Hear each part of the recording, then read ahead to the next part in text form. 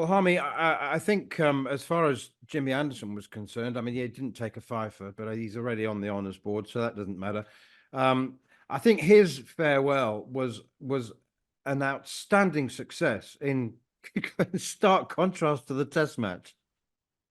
Yeah, it was. It was. I think the TV coverage was brilliant for it. For the simple fact is that they had to show what an unbelievable career Jimmy Anderson's had, and try and hide the fact of how bad the West Indies were from a performance point of view. Because, like I said after the game and on the Super Over and on the the podcast after with John Norman, I find it hard to criticise the players of the West Indies because it's not necessarily their fault. The system is broken in the West Indies, and unfortunately, that is where we are. Jimmy Anderson's had an unbelievable career. He needed to go out on a high. He did go out on a high. I thought he bowled very, very well.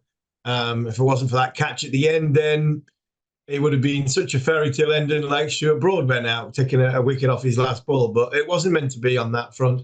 It was a great week for him. And yes, he could have been challenged a little bit more. But I think all in all, I think Jimmy Anderson will be quite happy it only lasted 2 days, because I don't think Jimmy Lee enjoyed all the fanfare that went with it. We all know that he wasn't keen on the tap on the shoulder. I think we all know that he's not keen on finishing. He still wants to play, and you could see during the Test match at Lords, he still had a little bit more in him. I understand why they have moved him on to pastures new and put him out to stud. But I tell you what, I don't think Jimmy Lee enjoyed all the attention, and I think he's probably quite happy the game only lasted two and a bit days. So it was brilliant to be there as well. I really enjoyed the occasion that week. His family ringing the bell, everything that went with it. And then the end, you see him come off the field. Sky did a brilliant interview with him in the dressing room after the game. And it's the end of a career that will never, ever be repeated. And I think in 100 years' time, 200 years' time, this great game that we all love might come back full circle to Test cricket. It might come back full circle to red ball cricket in many years' time. I don't see a fast bowler playing, the best part of 200 Test matches, 188 Test matches, taking over 700 wickets. I just still don't think that will ever happen again. Yeah, and Mike Atherton said exactly the same thing. He's not prone to making big statements, others, but he did there. He said it will never be repeated, certainly not by a fast bowler. On the West Indies, I mean, in the past, when they've collapsed like this, there have been questions about the players' attitude, commitment, and desire. And there weren't any of those this time around. No. We'll speak to Barry Wilkinson about this now. I mean, unfortunately, it just really plainly looked like they weren't good enough, which is a real worry, as you say. I mean, the system in the Caribbean is not functioning well. What happened to Bazball? Everybody was batting like grown-ups. Yeah, I didn't think they had to work hard for Bazball. I think Bazball is, I've said it before, it's a bit of a myth. I think it's very, very good at putting the opposition under pressure when, throwing counter punches, going hard at teams when teams come hard at you.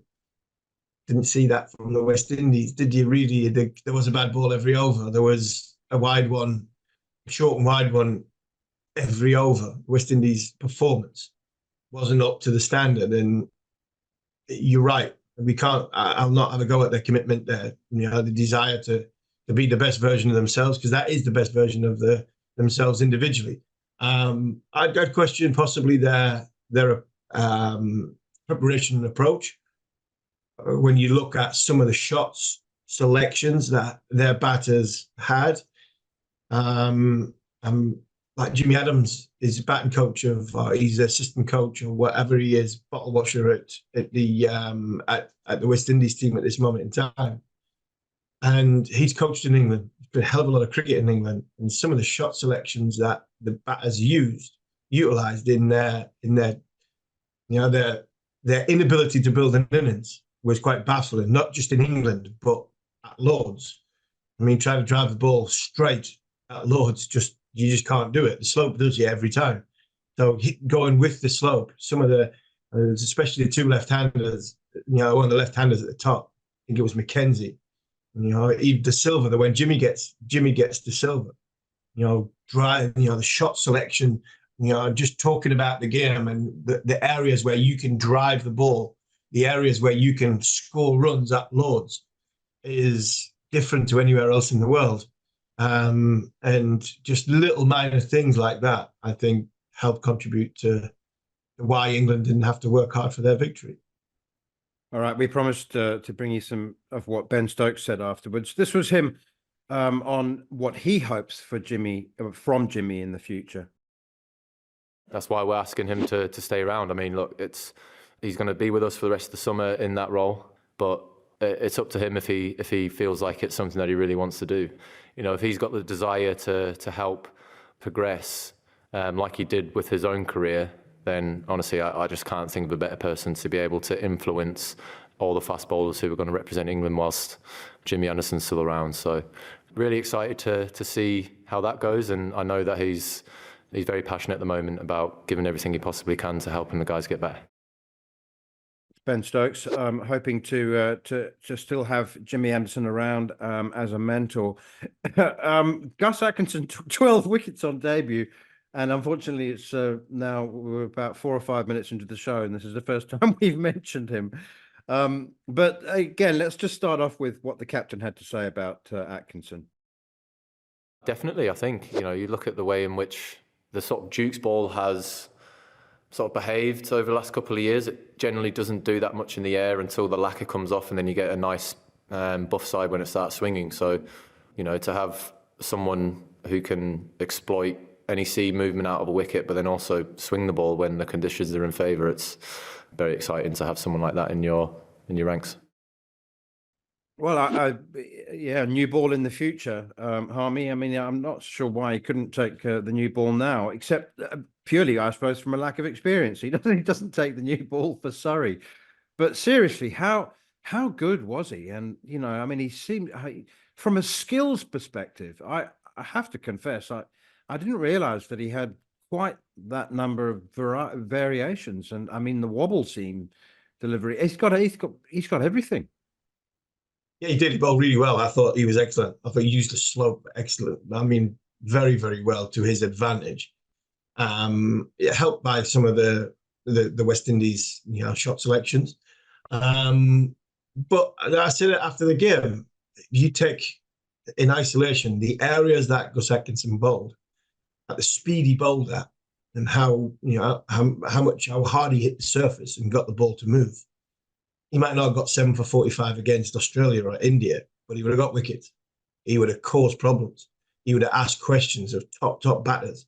And I think that's the good sign of it. I know Brathwaite chopped on early on and give him a huge amount of confidence when you want to start your career, you get an early wicket, and you sort of ride that wave going into it. There's a big question mark on whether Gus can back up, which is back up his first spell to his second spell, his second spell to his third spell.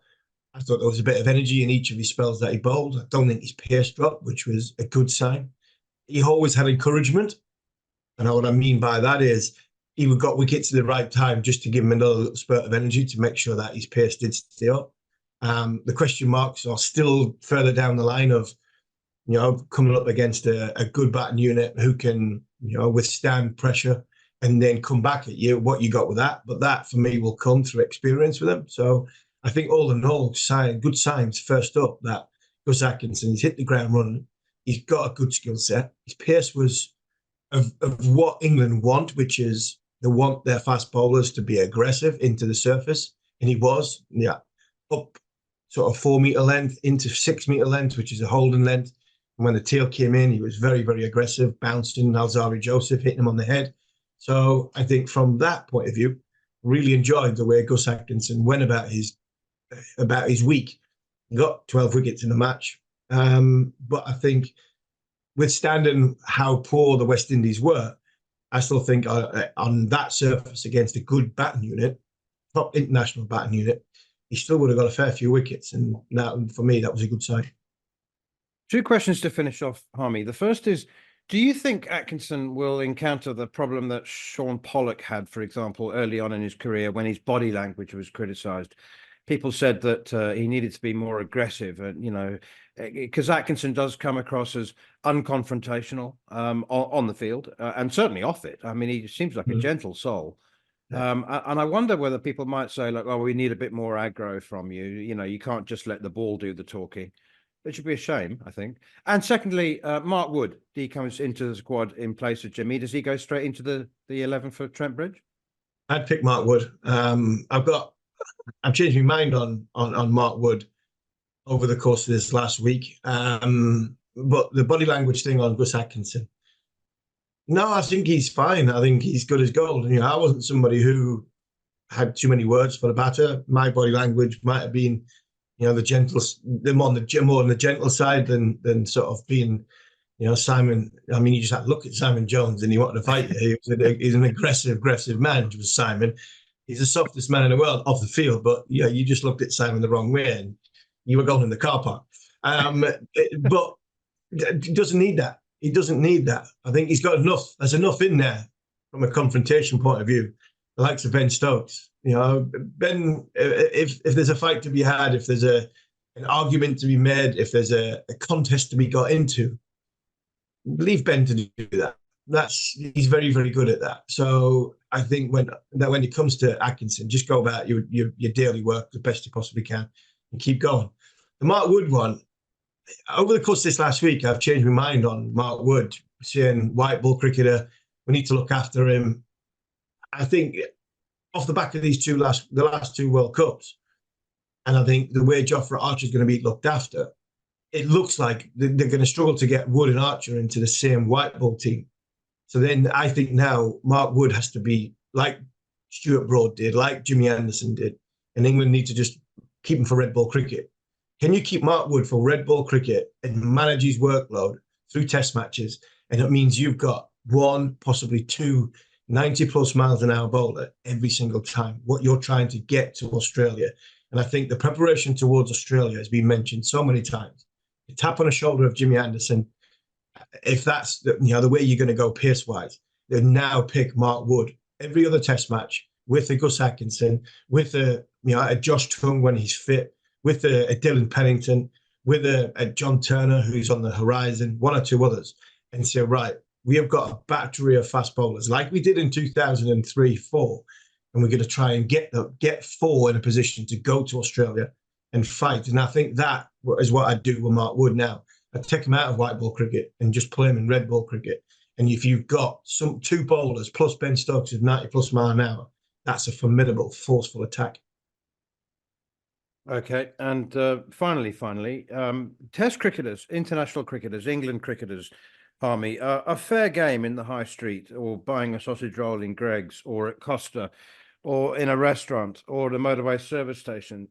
Anybody can come and take a selfie, and they're. So I felt a bit uncomfortable when the cameras followed Jimmy into the change room. That's the one place which is sacrosanct, I thought. I mean, obviously, Stokes, McCullum and Jimmy were comfortable with it, or at least they agreed to it. But how did you feel? I felt a bit awkward. Yeah, I'm always like these Fly in the Wall documentaries. I don't like them. I can't stand them. I mean, if these documentaries were around when I was playing, I'm borderline swearing Tourette's anywhere. I would be. You would never hear anything other than swear words coming out of my mouth, which some of my teammates listening to this would say, that's what you were like anyway. But I would, because I don't believe that camera should be in the dressing room. I wouldn't like to see me on one of these documentaries, because not only would you not understand a word I said, swearing would be just so I made sure I wasn't on it. So when it comes to the cut, well, we can't put that in because he swears too much. Can't put that in because he swears too much. I think this is different. I think players now are comfortable with cameras in the dressing room. I think players now are comfortable with that surrounding. I think it was a nice touch, especially Nasser Hussain. I thought Nasser was brilliant on that interview. I thought Jimmy was brilliant on that interview. Ben as well. He was sitting in the background. You looked at the players, how much admiration they've got for this absolute superstar. And that's not Nasser Hussain, that's Jimmy Anderson. A master at work, finished his career in that dressing room. I thought it was a nice little touch to see the human element of both Nasser and of Jimmy, and the little cuddle at the end. I think just topped it off because neither of them wanted to cuddle each other. It was great. I thought it was hilarious. But look, I mean, well done, Sky. Well done, NASA. And obviously well done, the England cricket team, for putting on such a behind closed doors moment that nobody really would have saw. And we've seen the human side of some of our fantastic talented players. Yeah, you're absolutely right. NASA and others were the only two who could have done that interview justice. You're listening to Following On here on talkSPORT 2 with me, Neil Manthorp, along with former England fast bowler Steve Harmison. Next up, we'll head to the Caribbean to discuss the West Indies and ask if they are being set up to fail in Test cricket. You're listening to Following On here on talkSPORT 2 with me, Neil Manthorp, along with Double Ashes winner Steve Harmison. And a reminder, you can subscribe to the talkSPORT Cricket YouTube channel for all the latest content, including the latest edition of Bumble and Kimber as they discuss their dream radio commentary team. But we're joined now, as promised at the top of the programme, by Barry Wilkinson, an old friend of the show and a crucial part of the commentary team as well, when logistics permit. Barry. That's right. Thanks for your time, mate. I was just about to say, how is the region feeling after the innings and 114-run defeat? But how are you feeling in Barbados and your fellow Bajans? I mean, it was very disappointing. Had it not been for Jimmy Anderson's farewell, there wouldn't have been much for English fans to cheer. It was very disappointing, was it? Was it wholly unexpected? Well, hello to you, Manners. Hello to everyone. There were several disappointing factors about this test match, and I say this with the greatest respect. But if that test match was played in, let's say, some place like Hambantota, Tota, it might not have hurt as much. But you're playing a test match at Lord's, the home of cricket, where people are perhaps booked 5 days to come and see some competitive cricket, and the West Indies put up that show, was more than deeply disappointing. I just kind of empathize with the team because I just must understand how they feel with the press probably ragging them with everything that has gone on with Jimmy Anderson, all the furor and fuss about him. I mean, it just seems to give everyone signs off on West Indies. I remember Sachin Tendulkar signed off as well on the West Indies back in the day when India played them. And it was more about his farewell rather than about a competitive test. And it felt the same way watching the West Indies play against England in that very first test match, much like how they played against Australia in the first test when they lost so convincingly. I'm only praying that there's some dramatic turnaround in the rest of the series, or else it's going to be one-way traffic and not very fun to watch. Well, let's hear just briefly from Captain Craig Brathwaite, who says he is confident his side can bounce back in the rest of the series. You know, you have 2 test matches left in this series, and we got to look ahead, and we got to stay mentally tough. You know, every individual I believe in 100%, and I know they could get the job done at this level against England in England. You know, Test cricket is always a challenge, and never easy. But as I tell the boys, you know, same thing for myself, you just got to stay mentally tough. You got to believe that, you know, some things are around the corner. Just keep doing the right things, and everything will work out. That's West Indian captain Craig Brathwaite saying they can bounce back. I mean, it's one of the most inexperienced test teams that the West Indies have put up for a long, long time. Very few caps there. I just wonder, Barry, whether it's understandable that those who perform best and most consistently in the domestic competition, first-class competition, are rewarded with places in the test team. But I do wonder whether the selection criteria might be broadened a little bit. I mean, there was an interesting hypothetical question about whether the West Indies T20 team would beat the test team in a test match. Do you know what I mean? Like, rather perhaps just go for talent rather than a record. Well, there's a lot to say about that because right now, a lot of the T20 players are playing in the USA in the Major League competition. So it redounds to interest. It redounds to where the attention lies and where the interest lies. And I'm not quite sure that many of the T20 cricketers are interested in playing Test cricket. When the West Indies were being plummeted, we had Nicholas Pooran who was plummeted himself 6s in Dallas. So are they really interested in playing? And that's what people would say. Oh, why you're not playing Hope? Why are you not playing Mears? Why are you not playing Puran? Surely they can do better. Do they want to play Test cricket? How much first-class cricket has Nicholas Puran played? I don't think he's interested. Look, Shea Hope was offered to go to Australia at the beginning of this year, and he said no. And the reason he said no was because he said he had not played any red ball cricket in quite a while. This is now July, and in between January and July, he's played no red ball cricket. So he's not played red ball cricket in a year. So why perhaps push him to do something that I don't think there's that great interest in doing at this particular stage? There was a first-class competition being played. We only had Roston Chase playing one match in that first-class tournament, albeit he scored 100, and I believe that based on his record, he should have been there to give that squad some experience. But the fact is that, we're calling for these other cricketers who are playing T20, but I don't know if they're interested in playing Test cricket. I remember in 2017, there was a similar situation like you have here, where the West Indies were beaten so badly in the first Test, and Geoffrey Boycott said, this is not just the worst West Indies team that he's ever seen in England, but he said it was the worst West Indies team ever. And you know what happened in the next Test? They beat England at Headingley with the same Shea Hope getting 2 centuries, and then Craig Brathwaite getting 194 in the second innings. In the first Test in Australia, they were plummeted in the first Test, and you had former greats saying, well, this is a sham of a West Indies team. And what happened in Brisbane? They then beat Australia to draw the series. So you say things about the West Indies, you get upset, and then they just do things that will just make you shut your mouth. On this occasion, I don't see it happening because I don't see where the X factor cricketer could come from. But it is a situation where you have to get someone to stand up in that team and be counted. They have picked the best players from the first-class competition. You talk about selection criteria. You've had Mikel Louis, who scored over 600 runs in first-class cricket this year. He's been rewarded. You had Kevin Hodge, who's been consistent in first-class cricket, and also in Australia, he got 100. So they have rewarded those players who have done well. They've just not come up to the score when it comes to be consistent. To answer your question, Nicholas Puran's played 5 first-class games. There you go. I don't want to make it sound like these players are mercenary at all, and I really mean that. But let's get down to the nuts and bolts of it. If the Test match fee was $30,000, how different per game? I mean, I think that's close to what England players get. How different would this team look, do you think?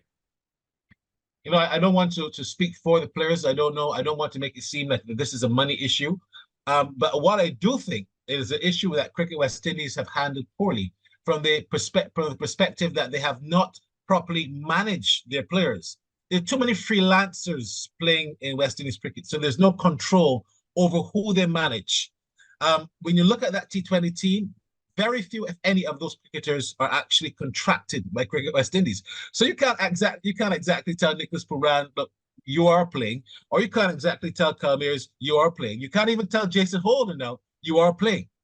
Those guys are freelancers. They decide when they want to play and how they want to play. So I'm not sure it's a money thing, because if it was a money thing, Cricket West Indies would have offered them a much bigger and better contract to have control over when they play and how they manage the T20, 50 over and Test cricket. I don't think it's a money thing, Manners. I just think that there's just a situation where they've calculated that it doesn't make sense trying to play 5 days when you make 6 times the amount of money to play just in a T20 match. And I don't think there's any amount of money in Test cricket that can entice those guys to change their minds from that. I'm sure you would have followed from a distance anyway, the meeting at the MCC in the long room last weekend. They had over 100 people, leaders of the game, IPL owners, administrators. And one of the likely conclusions was that there would be only 6 Test playing nations in a couple of years' time, or that was the likelihood anyway. I'm assuming that the West Indies wouldn't be amongst those 6. We had Jayden Seales on the programme a month or so ago, and he admitted grave concerns about the future of Test cricket in the region. But we've been saying it for years, haven't we? Yeah, we've been saying it for years, but I think it's about to be implemented. You look at how T20 has developed throughout the entire world. There's no real space for Test cricket in the West Indies and their players. And I think it could be detrimental, because if there's going to be no Test cricket being played, that means that first-class cricket now comes into context to the longevity of first-class cricket, and it could severely hurt and hamper cricket in this region. If that is implemented, Manners, that's going to be a real nail in the coffin for cricket generally. While cricket is well loved in the Caribbean, there are still a lot of purists who believe that first-class cricket and Test cricket is still the way to go. And if they sit down and they make that within the next couple of years, West Indies are going to have a hard time getting back into the thick and things of cricket. Can you imagine West Indies not playing against England at Kensington Oval in a Test match where you've got 10 to 12,000 army spectators? That would be, something that will be detrimental for cricket in this part of the world. And I really hope that common sense prevails, and perhaps they might even look at a two-tier Test system to work for players and teams to work their way back into a top-tier Test system. But to only have 6 Test play nations with very little chance of you working your way back to be at your best, to get into the top tier and play Test cricket, I think will be a very sad representation of where the game is going in the world.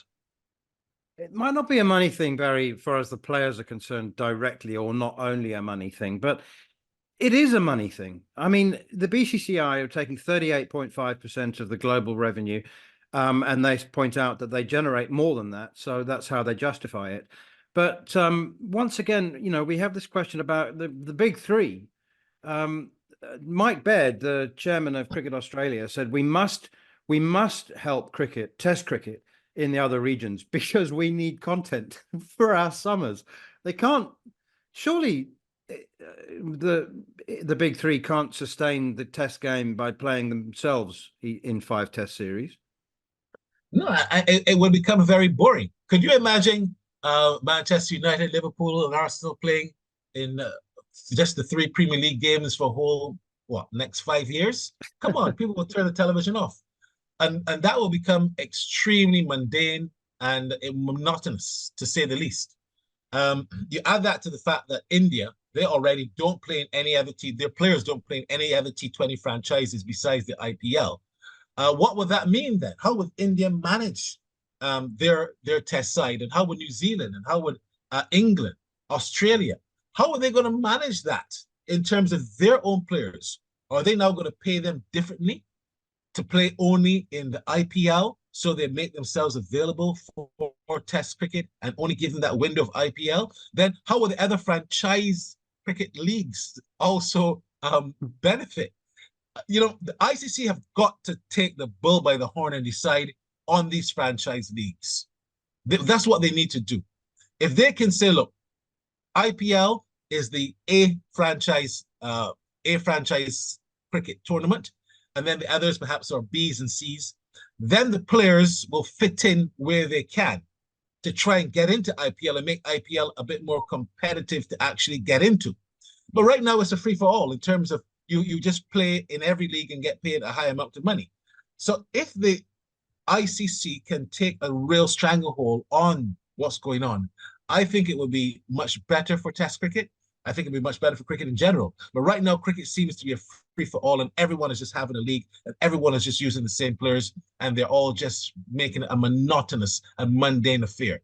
So I think the ICC need to really take a grip on what's going on and control the game, not just the Test play nations per se, but control the game. The game has gotten out of hand, and now everyone is just getting a piece of the pie. Finally, Barry, the style of cricket that the West Indies, particularly the top order batters, played at Lords, seemed to be a bit confused. There were some that sort of wanted to knuckle down and occupy the crease and, blocking half volleys, and then suddenly they would play a rash shot at an away swinger. And I just think that they were caught between several different styles, approaches, and I guess to play with confidence requires confidence. So who is it? Jimmy Adams is looking after the batters, isn't he? Yeah, he was director of cricket for almost 10 years, or perhaps around that same time, and now he's found himself in some kind of coaching role. It's quite confusing what's happening in terms of the direction of the coaching of West Indies cricket. We know that Darren Sammy is the white ball coach. Andrew Coley is the red ball coach.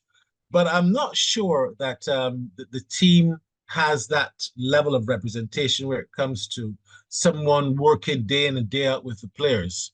That's something that I think needs to be quite well examined. And you're so right about the approach, because when I saw the very first ball of the test match, it looked to me like the West Indies were trying to play what you call in Barbados tip me one, where they were trying to get a single off almost every ball, and they were trying to score and look positive. And they played right into England's hands in doing so. So the approach was indeed very confusing. And then, you get the impression as well that at one stage they then tried to shut up shop. So, I didn't see anything that said this is the plan that we're working with, and this is what we're going to do. And it's going to take more than Jimmy Adams to get that team sorted and get that team in a professional mindset to stick with the plan, implement the plan, and see if they can actually be competitive. To try and win, I think it's impossible. They just need to be more competitive, and the more competitive they get, perhaps they'll get closer to looking like the semblance of a team that really is worth to be there in England playing in a test series. Finally, Jimmy Adams, no, the other one, Jimmy Anderson, still looking as good as he was 20 years ago, wasn't he? Jimmy Anderson is just an unbelievable cricketer person. He has a very different kind of personality. I remember in 2019 when we were there, Manners, and he obviously wasn't playing in the 50-over World Cup, but I was at his ground, and you have to park pretty far, and then you get this golf cart that takes you to the ground. And I was walking. I just parked and I was walking, and Jimmy Anderson of all people said, "You want to lift me?" And I didn't recognize it was him. And then I was sitting down on the back, and I actually have the selfie. I actually had the back, and after 2 minutes, we passed some fans, and they said, "Jimmy!" And I recognized, wait a second, I'm sitting next to Jimmy Anderson, who offered me a lift in a golf cart. And I said, "Wait, it's Jimmy Anderson. Can I take a selfie?" And I took the selfie. I could actually send it to you. And we just spoke a little bit, but he was, very reserved, but he was respectful and spoke to me about cricket. I told him, I was a commentator working, and he had a really nice conversation as we drove to the actual ground. So he's just not, a great cricketer, but he seems to be a very great person, a family man, and someone who when I saw enter into England cricket, started and was pigeonholed as this 50-over cricketer, but then turned into be the most successful test cricketer that England has ever had as a bowler. So I think that his career has been glamorous, it has been consistent, and he's been just a gem for England cricket. And I must say this with all greatest respects, but I'm sorry to see him go and leave cricket as it is right now, because test cricket is dying, and it seems that you're just taking the big cogs out of the wheel of the test cricketing game as we go along, and he's one that has gone that we're really certainly sorry to see go. Barry Wilkinson, absolute pleasure. Always great chatting to you. And Same here. Let's hope that there is a resurgence at Trent Bridge. I don't want to say don't hold your breath, but we'll see. The West Indies have done it before. Perhaps they can do it again. I think it's going to be more difficult this time, but I'm really hoping so. You're listening to Following On here on talkSPORT 2 with me, Neil Manthorp, along with former England fast bowler Steve Harmison. And if you have missed any of the show and you want to catch up, you know what to do. Download the podcast from the Following On feed, available via the free talkSPORT app or wherever you get your podcasts. And I'm delighted to say, old friend of the programme, Robert Craddock, joins us from Brisbane, actually from the Brisbane Courier Mail offices. Good evening, Crash. Fantastic to chat to you. I no doubt you would have seen some footage, if not, if you didn't watch it live, of Jimmy Anderson's farewell, a disappointing test match. But how pay us your tribute, Crash, to the great Jimmy. Well, you know what, man? It's a funny one from Australia's point of view, because there is this.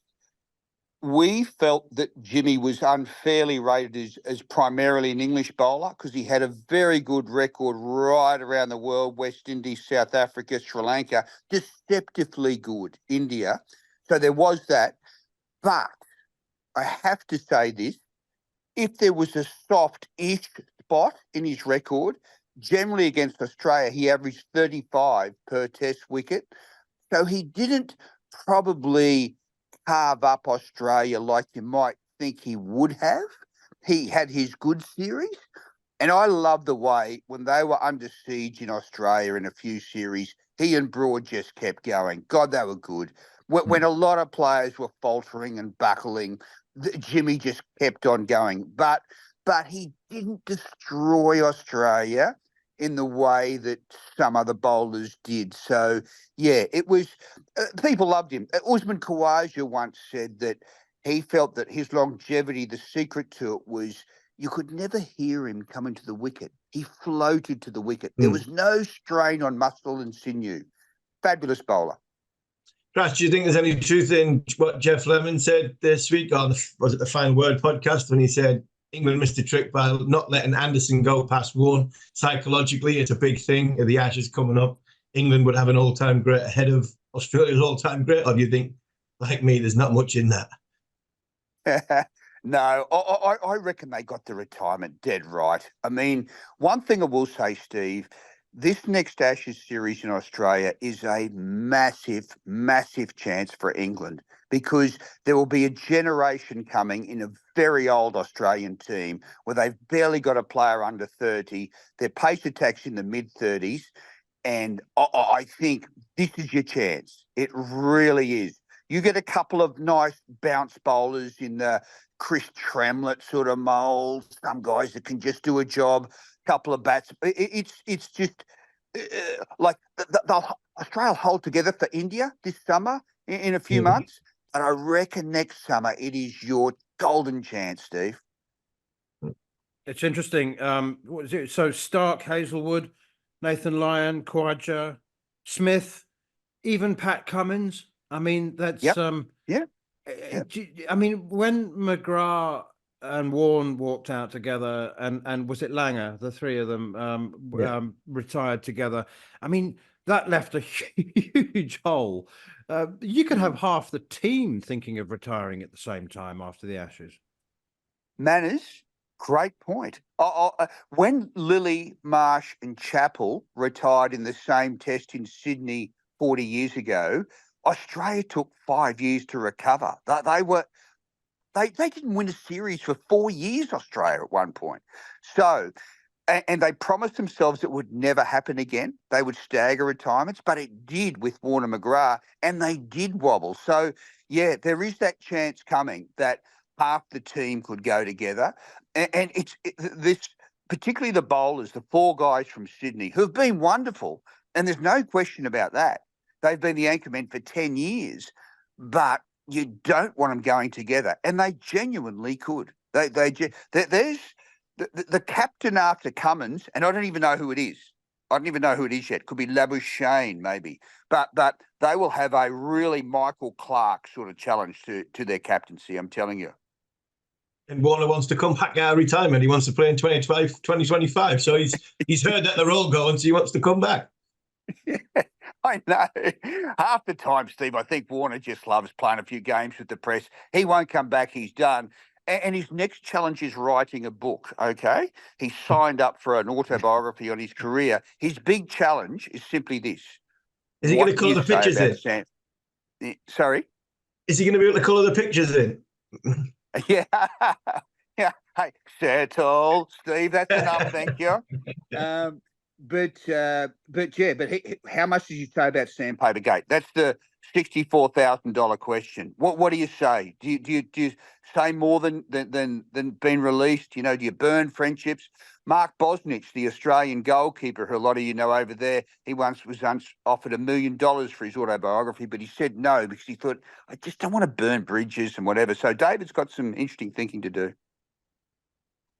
Talking of money and $64,000, I don't know how much this new stadium in Hobart is going to cost, Crash. It's a story that I find fascinating.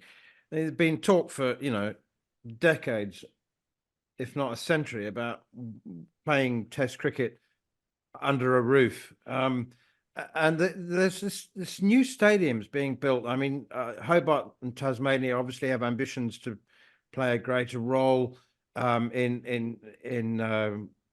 guess in the Test summer. They do have a Test match sort of every second year or so, don't they? But this new stadium, apparently it's incredibly expensive, and is it right that they're talking about having a sort of a roof? I mean, a transparent roof, which would allow. They are. Yeah, they are, Manners, and they've got a new AFL team, and the roof, it's very cold down there, so the roof would be perfect. And they sense an opening in the test calendar because guess what? Brisbane's hosting the Olympics. We're not sure what's happening to the Gabba. That may be out of play for a while. So they said we could sneak in and get a few test matches. So there was a test played under a roof at remember at Marvel Stadium, that Rest of the World one where Graham Smith captain. Yeah, and I played. You did. I was in the side. Yeah, I was in the test team. Yeah, I got brought into the one-day team. That stadium was freezing inside. I mean, it was freezing inside. I mean, it was like being back in Ashington. Hey, was it true, the story I think Neil Manthorp told me, that was it in Samamal Huck, was someone was in the team and they said to Graham Smith goes, I'll feel first slip. And they said, no, sorry, I feel first slip. I can't remember who it was, man. Smith, it was Smith and us.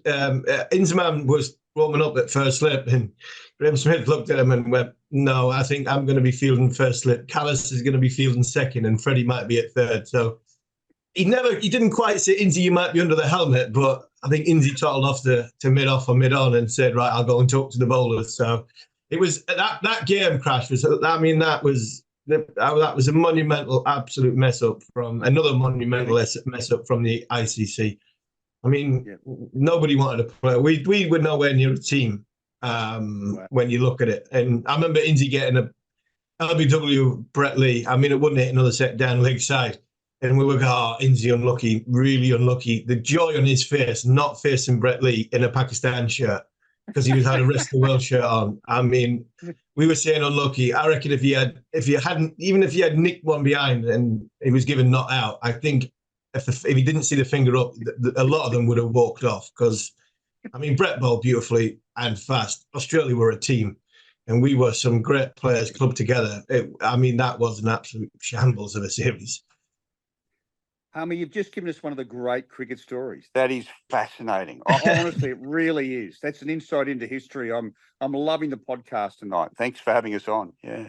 Thrash, before you go, I want to ask you, talking of shambles, how did this West Indies team win at the Gabba last summer? Because they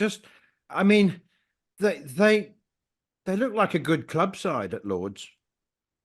Yeah, do you know what, Manners? It is the greatest question in cricket that team took down Australia at Fortress Gabba, where they'd lost one test out of their last 30-odd, and there was no sense of good fortune about it. They earned that victory. They batted okay, but Shamar Joseph was just on fire. He hadn't even seen a pink ball until a week before the test. But he outsmarted the Australians by just bowling a brilliant length, and it was. I've run into any number of Australian fans who said, you know what, I cheer for my country, but not that day. To see the joy in that West Indian team, it just was something else. But my goodness me, when they're bad, they're horrible, palpably, butter-clenchingly poor. And what's your view on the World Test Championship and the state of the game?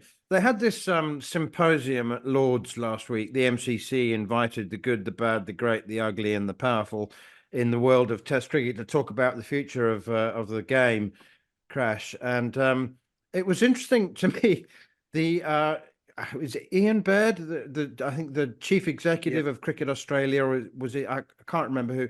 But his comment was, we have to look after Test cricket because we need content in the summer. It wasn't like, let's look after cricket for the sake of the West Indies and South Africa. It was, let's look after these people because we need content in the summer.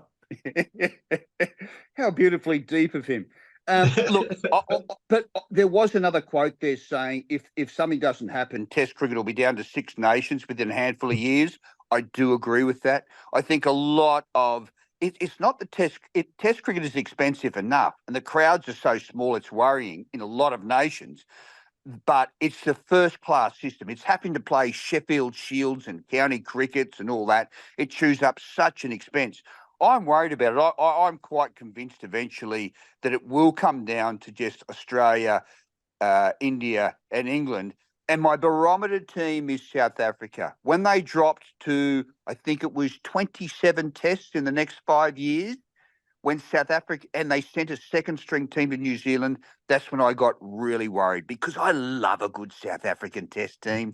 You know, we love those Doddles and McMillans and the Staines and the Callises. You know, they were great. And it just saddens me that South Africa has turned their back on tests. So am I worried about it? Absolutely, yes.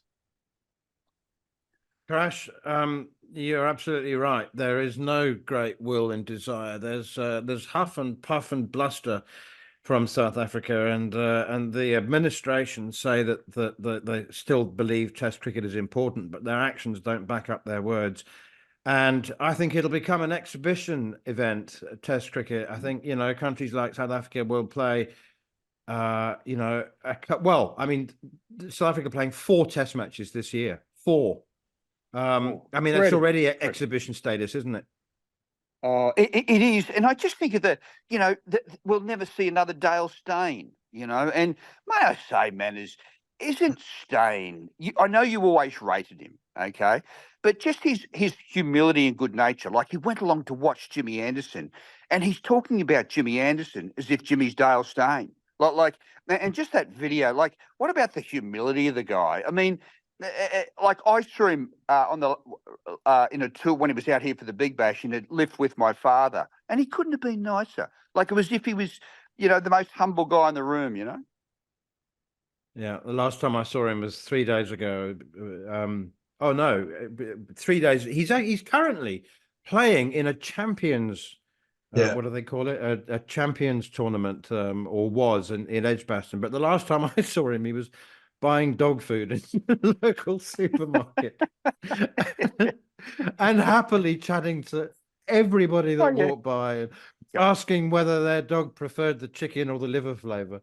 It's just so much. Anyway, Crash, it's been wonderful to chat to you, as always. Thank you so much for your time, and we'll obviously catch up a lot more. It's my pleasure, Manners. I'm heading to Paris for the games next week. Then I'm going to England to hopefully meet with a few of my old mates, cricket writers, ex-cricket writers who have taken redundancies. And you never know. One of these days I'm going to get to Accrington. I'm going to go to a local taxi driver and say, take me to Steve Harmison's favourite pub. I'll sit there. I'll ring you, Manners. You can text Harmy, and Harmy can come down for a quiet pot. There you go. But I tell you what, come to Ashington, and you're not. I mean, the taxi driver will definitely know where it is, and I can guarantee you one thing, Crash. I'll be in there. Well, thanks for that, and thanks for that great yarn about Im's mum. That's the best one I've heard this week. Fantastic. Good on you, mate. Great man. Enjoyed his company. Loved playing against him, but his face when Graham Smith told me he wasn't feeling it slip. It was a picture. It was a picture. One of your best, Army, I swear. See you, boys. You're listening to Following On here on talkSPORT 2 with me, Neil Manthorp, along with Durham Hall of Famer Steve Harmison. Next up, we'll round up the week's other big stories and hear from England bowler Lauren Bell. Right, let's begin part 4 with England bowler Lauren Bell. England have already won their T20 series against New Zealand, but are set to end the series in front of a strong crowd at Lord's on Wednesday. And she's been reflecting on the series so far and looking ahead to this year's T20 World Cup in Bangladesh. She was chatting to talkSPORT's Uma Gurav.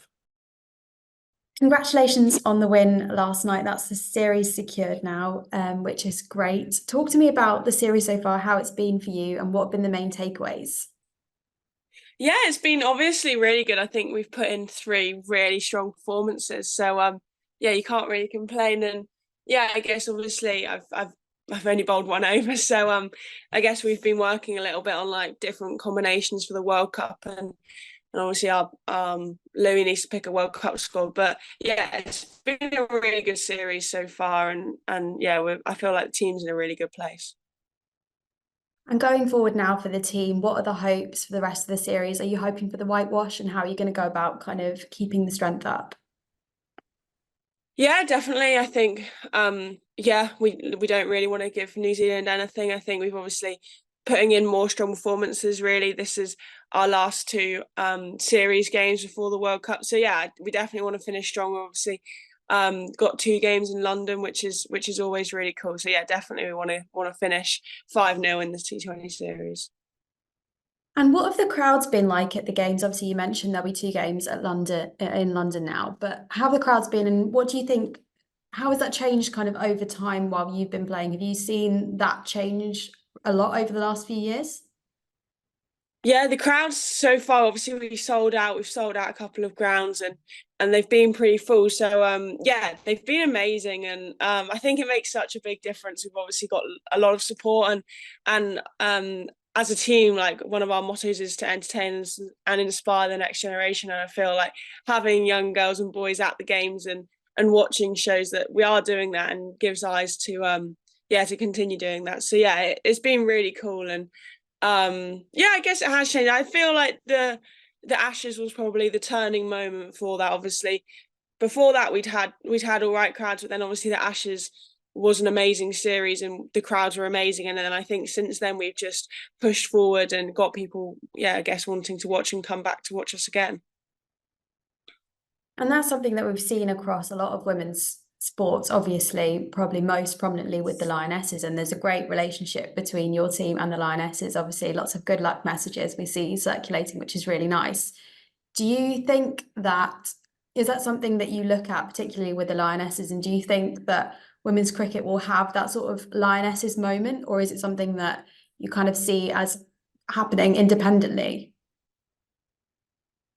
Yeah, I think obviously they've been amazing, and them winning a home Euros probably sparked that for them, and they've just obviously they're a really good team. And yeah, I think I would hope so. I think obviously we've got a World Cup in Bangladesh, and we've got a World Cup in England in a couple of years' time. So I think definitely we can hopefully have that moment. If not, it might just be more of a gradual build with Ashes series and World Cup. And hopefully if we play some exciting cricket and we win some of those trophies, I think we wouldn't be far off. Another really exciting development. Talk to me a bit about training in the long room. What's that been like? Yeah, that was fun. Yeah, like something that not many people would get to do. So yeah, that was pretty cool. And it's been a big couple of months for you personally. You recently took a career best first 5 wicket haul against New Zealand in June, right? So what was that moment like for you? I can't even imagine. That must have been amazing.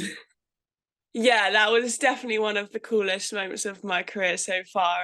It was pretty special. I think I guess I've been quite open with the fact I'd had a few struggles, probably leading into that game and leading into the series. But I've had so much support from everyone on and off the pitch, and it was just quite a special moment. And when I got it, I felt like I had support of everyone, and everyone was just genuinely so happy for me. And I think that's like one of my favourite things about being part of a team, and it was really highlighted in that moment. So yeah, it was pretty cool.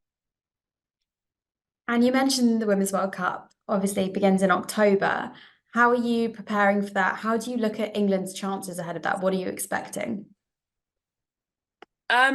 Yeah, so we've got a few more games, and then the 100, which is obviously short format cricket. So we've still got a lot of cricket to prep for it. And then yeah, I think, well, I can't speak for other teams, but we're in a really good place, and the environment is definitely one of the best it's ever been.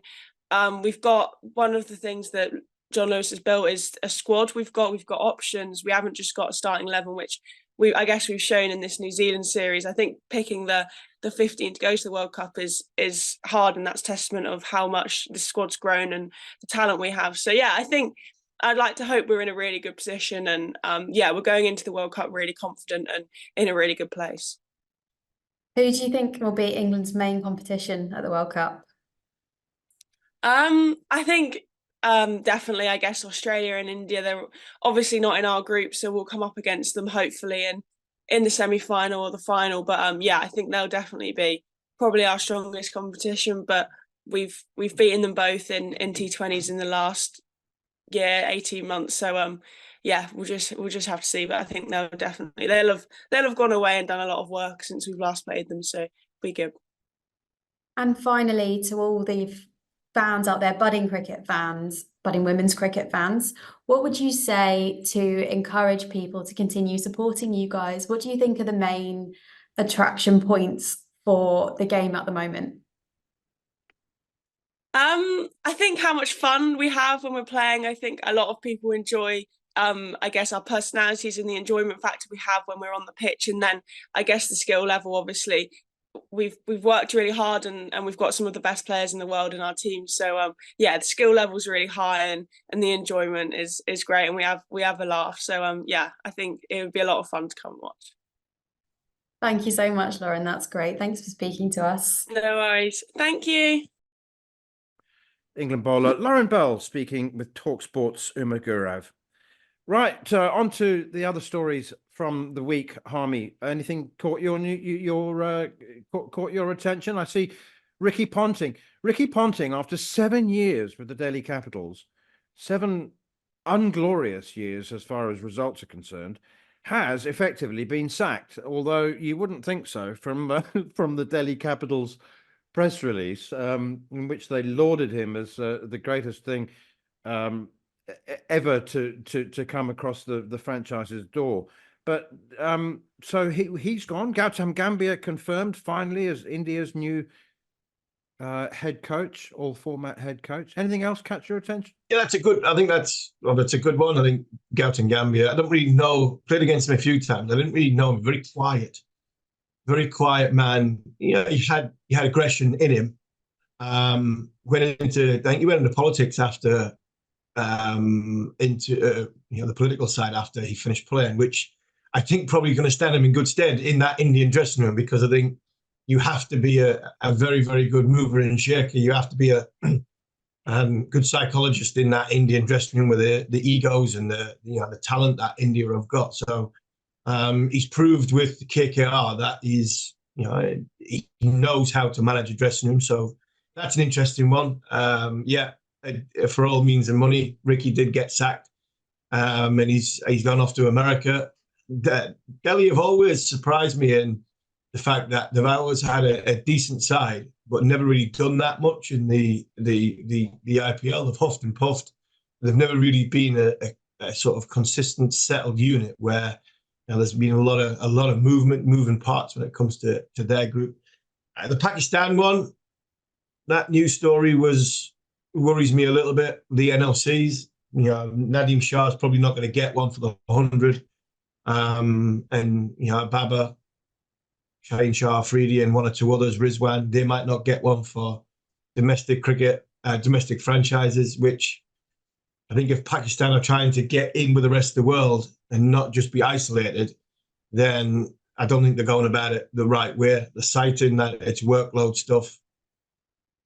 Is there a player going to come out and go, because that part of the world, the religion of cricket in that part of the world, if Shaheen Shah Afridi decides, that's it, I've had enough of these lot, they're not letting me go and earn my money, they're not letting me go and play, I'm going to retire from Pakistan cricket and just go and play around the world, like somebody would do if they were from England or South Africa or New Zealand or something like that. I'm not sure. I don't know about you, Manners. What do you think on that front?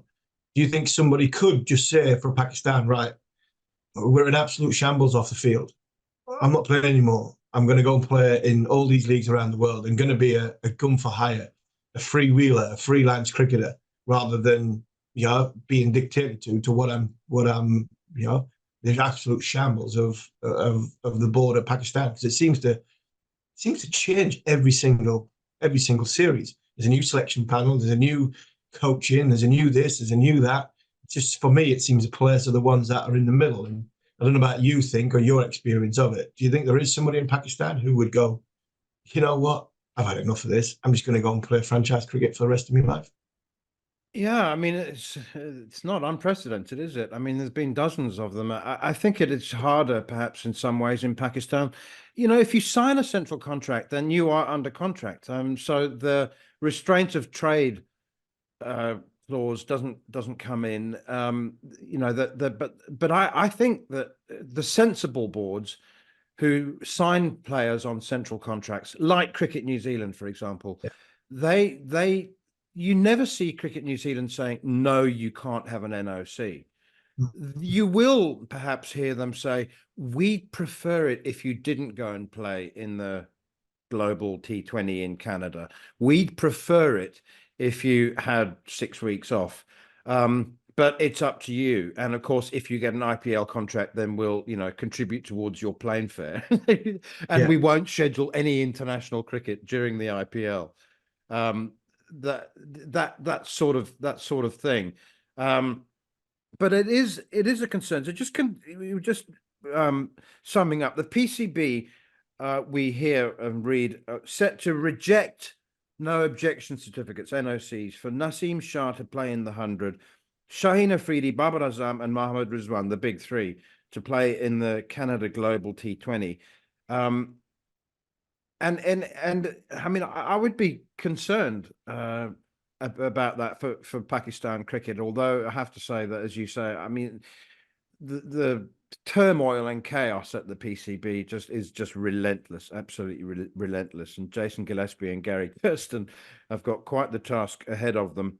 Talking of New Zealand, Rachin Ravindra, Ben Sears, and Will O'Rourke amongst 3 centrally contracted players by New Zealand cricket. Kane Williamson, as we discussed a couple of weeks ago, decided not to take up a central contract. Rachin Ravindra is he's made a huge impression, hasn't he? I mean, it had a really good IPL with Chennai Super Kings and impressed at the T20 World Cup. He's got a very bright future, and I guess New Zealand cricket will be relieved that he said, yes, thank you very much, I'll definitely take up a contract. Yeah, I'm sure they are. And I think in Ben Sears and Will O'Rourke, we'll get a sight of them when we get to New Zealand, when England get to New Zealand at the end of the year, because that'll be probably the spearhead of New Zealand's attack.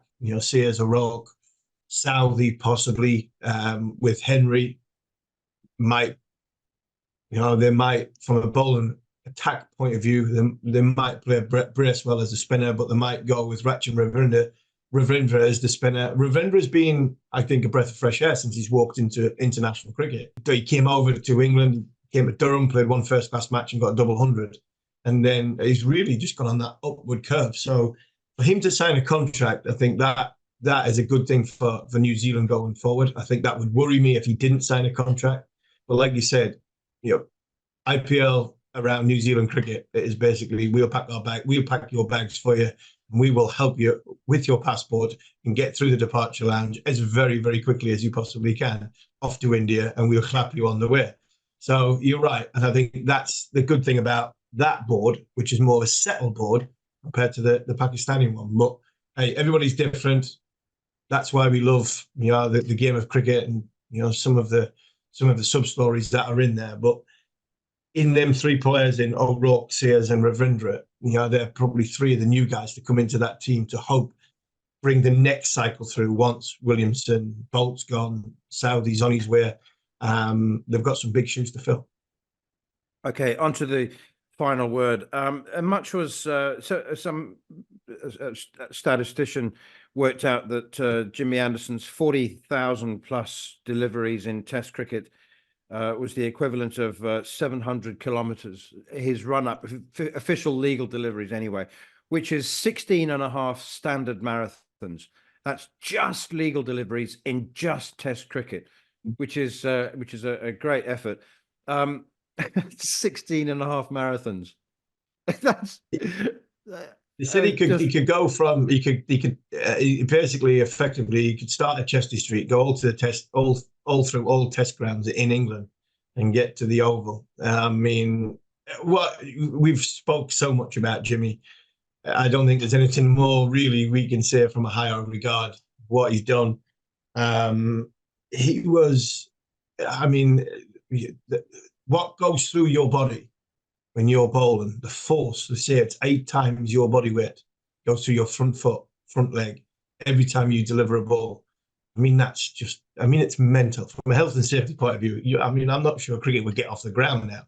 The one thing I'm pleased about is my body weight is it was a lot different to when I played the game, because my front leg and my sort of left ankle and left knee would have been in a hell of a lot worse state than what it is. What it is now, if I had been, 6 stone heavier than what I was when I was bowling. So thank God for small mercies of that. I mean, everything you look at Jimmy's career, the longevity and everything, it's just madness. But to say he ran over 700 kilometres, 40,000 deliveries, that's a lot of cricket balls. So he enjoyed his Guinness on the Lord's balcony, and I'm sure he enjoyed a few more in the dressing room afterwards. And I'm sure he's got a bad head on the Sunday morning when we're doing this. As we speak, he'll be a bit dusty when he gets up, because I would imagine he'd gone at it again the following day. So, everything that's been said is very, very worthwhile on a ridiculous career. Yeah, and Harmy, you may be interested to know that if you take all of the overs you bowled officially in limited overs cricket, first class cricket and test cricket, you bowled or ran the equivalent of almost 25 standard marathons, which gives you all the excuse you need not to go for a gentle jog on a Sunday morning these days. Absolutely, yes. I take my golf clubs for a long walk. It used to be a short one, but as Scott seen at Centurion last week, it's getting longer and longer as the weeks and the months and the years go on, because my golf is horrendous. And the final word goes to Lords, who finally common sense prevailed, and they distributed the leftover perishable foods from their corporate hospitality suites to local charities. I have to say, it breaks my heart when I see how much wastage there is at these big corporate events. So those cheese platters and cheese boards and the grapes and the fruit and everything else, that rather than throwing it away, it was distributed after the test match. And there was a lot of it because it only lasted 7 sessions. So there were about two days of food, which, were distributed. So well done to them. Common sense prevails, as I said. Right, you've been listening to Following On here on talkSPORT 2 with me, Neil Manthorp, and England fast bowler Steve Harmison. If you've missed any of the show or you wish to catch up, you can download the podcast from the Following On feed, available wherever you get your podcast. We'll be back at the same time next week to look back at the second test. And we'll also be hearing from Marnus Labuschagne, who Craddock said might be a future Australian captain. On AM, on DAB, via the talkSPORT app and on your smart speaker. talkSPORT.